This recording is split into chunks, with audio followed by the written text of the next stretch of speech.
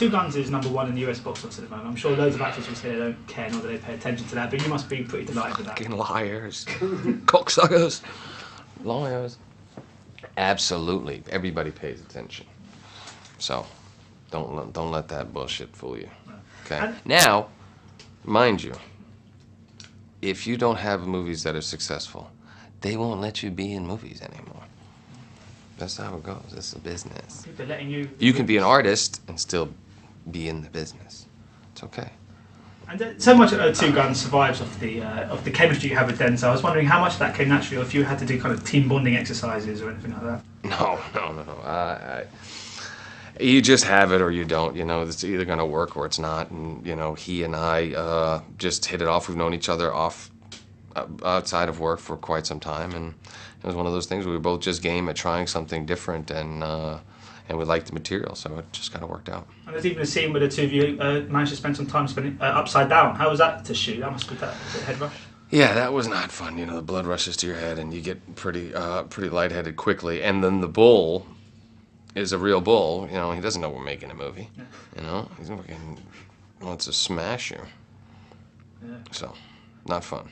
But interesting and different. You hadn't seen it before, so Balthazar was like, "Will you do this?" And I said yes. And then once I said yes, he went to Denzel, and Denzel said, "What did Mark say?"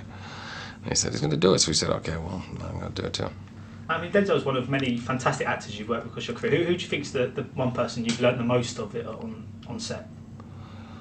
Well, different people at different stages of my life, but I would think both personally and professionally Denzel, because we have very similar backgrounds, and you know, we both have married life, 4 kids, you know, very spiritual guys.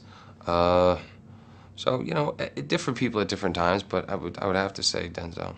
Along with Pain and Gain, which is one of the best films this year, by the way. Oh, thank fantastic.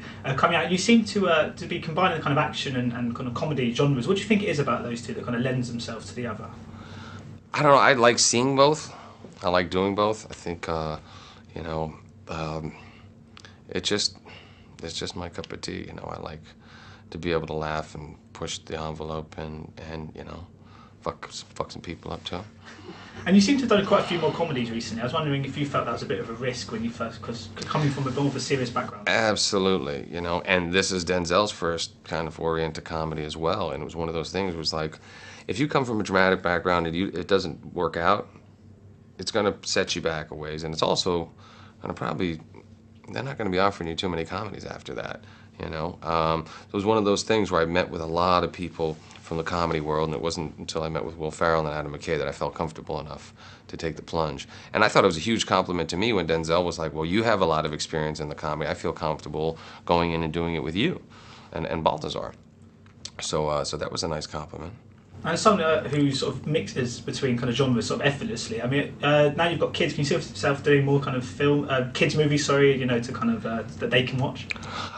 It would depend. I would probably be more inclined to voice an animated movie than do something that was a little too kiddie. Yeah.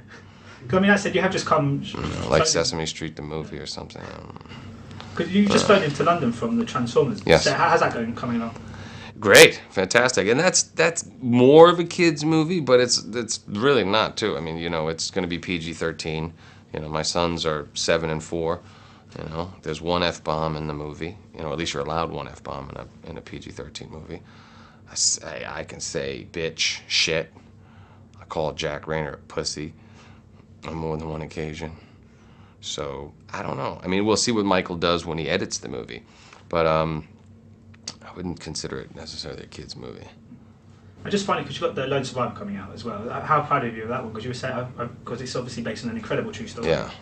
That is, in my opinion, the best movie I've ever been a part of. And I've been very fortunate to be in a lot of great movies.